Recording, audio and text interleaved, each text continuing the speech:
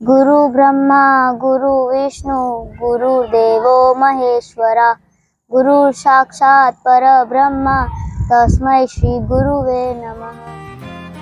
ગુરુ પૂર્ણિમા નિમિત્તે આજે આપણે એક એવા નિસ્વાર્થ શિક્ષક વિશે વાત કરીશું જેમણે પોતાનું જીવન બાળકોને શિક્ષિત કરવા માટે સમર્પિત કર્યું। વડોદરા શહેરના શિક્ષક હિતાર્થ પંડ્યા કે જેમણે ભાયલી ગામના સૌ સામાન્ય પરિવારના બાળકોને પક્ષીઓનું નિરીક્ષણ કરતા શીખવાડ્યું, તદુપરાંત પક્ષીવિદ બનાવ્યા। તો આવો આજે આપણે આ શિક્ષક અને તેમના વિદ્યાર્થીઓ સાથે વાત કરીશું। માનું છું કે ગુરુ અને શિષ્ય બંને જેને બાંધતી એક જ કડી છે એ છે જ્ઞાનની ગંગા, એટલે કે જ્ઞાનની નદી। અને એમાં જ એક શિક્ષક અને એક વિદ્યાર્થી સાથે હોય છે। તરવા માટે એક વિદ્યાર્થીને શિક્ષકની જરૂર પડતી હોય છે અને એ જ વિદ્યાર્થી છે એ શિક્ષક માટે એક બહુ મોટી આશાનું કિરણ હોય છે। તો બંને એકબીજાને પૂરક હોય છે અને બંને એકબીજા આગળ કામ ના કરી શકે। સારા શિક્ષકો અને સારા વિદ્યાર્થી એ સમાજને એક નવી ઊંચાઈ ઉપર લઈ જઈ શકે છે, હું દ્રઢપણે માનું છું। ભાયલીમાં જે હું બાળકોને ભણાવી રહ્યો છું એ મારા ખ્યાલથી આજે 5મું 6ઠું વર્ષ છે। શરૂઆત મેં 2017-18માં કરી હતી અને ત્યારે હું બાળકોને એવું મને ખબર નહોતી કે આ બાળકો આટલે સુધી આગળ જતા રહેશે અને આટલું સારું એ લોકો પરફોર્મન્સ આપશે। પણ જે મારા જે 5-6 બાળકો જે પહેલી બેચના હતા એ આજે ખૂબ સારું ભણી રહ્યા છે। અમારી યાત્રા તો પક્ષીઓથી શરૂ થઈ હતી, પણ આજે અમે ખાલી પક્ષીઓ નહીં પણ એમનું ભણતર જે હતું એની ગુણવત્તામાં ખૂબ જ સારો નોંધપાત્ર પ્રગતિ જોવામાં આવી છે। એ જોઈને જ ગામના જે બીજા બાળકો હતા એમના માતા પિતાને થયું કે આપણા બાળકોને પણ આપણે આ મોકો મળતો હોય તો એમને જતો ના કરવો જોઈએ। અને આજે જે 5 બાળકો હતા એની જગ્યાએ આજે 35 થી 40 બાળકો ભણાવે છે અને આ બધા કામ હોય છે એ સમાજમાં મા બાપ વગર ના થઈ શકે। તો મારા માટે એ બહુ એક ગર્વની વસ્તુ છે કે મને એવા સાથે ગામના લોકો મળ્યા। એમાંના નીતાબેન જે છે એ આજે સાથે ભણાવે છે પણ ખરા, અને હું તો ફક્ત સાંજે આવું છું પણ સવારે નીતાબેન બાળકોને ભણાવે છે, જે ખૂબ એક બહુ મોટું પગલું કહેવાય। અને એ પણ એક પ્રોત્સાહિત થનારી વાત જ છે કે બીજી જે માતાઓ છે એમને પણ પ્રોત્સાહન મળે છે કે અમે પણ આ કામ કરી શકીએ છીએ। તો આજે 5-6 વર્ષ પછી હું એટલું કહી શકું છું કે એ જ્ઞાન હતું જેને લીધે આજે હું અને બાળકો છે એક નવી ઊંચાઈ ઉપર જઈ રહ્યા છે।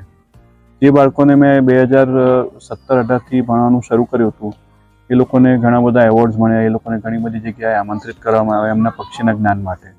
એમનું જે પક્ષીનું જ્ઞાન હતું એ એક પુસ્તકનું જ્ઞાન નહોતું, એ પુસ્તકથી આગળ ચાલીને એ લોકોએ પ્રત્યક્ષ દર્શન કર્યું અને ત્યારે એ લોકોને દરેક પક્ષીઓ વિશે ખબર પડી। અને એ જ વસ્તુ આ બધાએ આજે એમના મગજમાં છે અને એ લોકો ખૂબ મહેનત કરે છે અને એમની જે સફળતા છે એનાથી વિશેષ આનંદ મારા માટે તો બીજો કોઈ ના હોઈ શકે। એટલે ખૂબ મજાનું એક હું રાતે ઊંઘું છું તો મને સંતોષ થાય છે કે મેં એક શિક્ષક તરીકે મારો જે ધર્મ છે એ નિભાવ્યો છે અને હજી આવા ઘણા બધા બાળકો મળે છે। ભગવાનની દયા છે કે મને આટલા બધા બાળકો આટલો પ્રેમ આપે છે અને આટલા બધા બાળકો ભણવા માટે આવે છે। તો ખૂબ મજાની વાત છે અને ખૂબ મને જીવનમાં ખૂબ આનંદ આવે છે।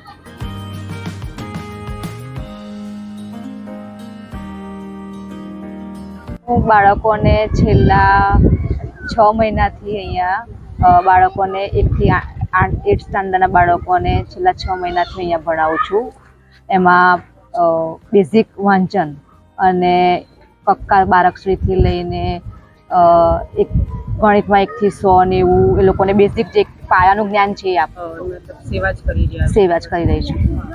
તો કેટલા બાળકો આવતા હોય છે દરરોજ? મારે રોજના બાળકો 30 થી 35 બાળકો આવે છે અને બધા હોંશે હોંશે આવીને ભણે છે। એમને ગમે છે કે અમે આવી પ્રવૃત્તિ કરાવીએ છીએ। કોઈ દિવસ એમને રમત ગમત બી કરાવું છું, કોઈ દિવસ કાગળ કામ એટલે ડ્રોઈંગ છે એમને સ્પર્ધા રાખીને પણ ભણાવું છું। એવી રીતે ભણાવું છું એટલે એ લોકોને મજા આવે છે ભણવાની, એ રીતે એ લોકો શીખે છે। કારણ કે અત્યારે 1 થી 8 સ્ટાન્ડર્ડના છોકરાઓને જે ભણવા આવે છે અત્યારે એમને કક્કો બી શું છે એ બી એમને ખબર નથી, પણ અહીંયા આવ્યા પછી એમને ખબર પડી કે કક્કાથી જો શીખીશું તમને જલ્દી વાંચતા આવડશે અને કા ખા ઘાથી એમને ગોખીને કરે છે તો એમના વાક્યમાં બી સારો ફરક પડ્યો છે હવે વાંચવામાં।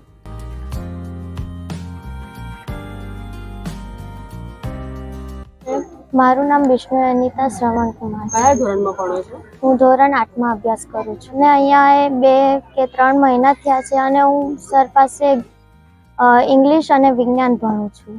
ને જેમ સ્કૂલમાં સમજાવે છે ને એમાં સમજ નથી પડતી અને જે સર સમજાવે છે ને એ અમને સ્ટેપ ટુ સ્ટેપ બધું આવડી જાય છે. મારી ઈચ્છા ડૉક્ટર બનવાની છે.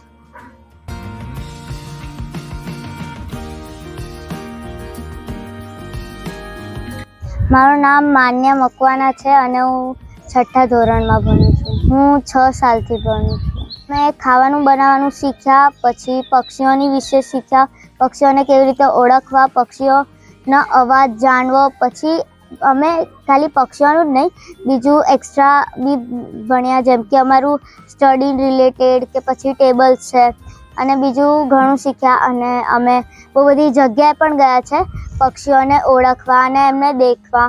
સરનું એવું માનવું છે કે અગર આપણે પક્ષીઓને દેખીશું તો તમને પ્રેક્ટિકલી તમે જાઓ એમાં ફરક પડે, થિયરી તમે જાઓ એમાં ફરક પડે. એટલે સર અમને હર વખતે પ્રેક્ટિકલી જ બતાવે છે.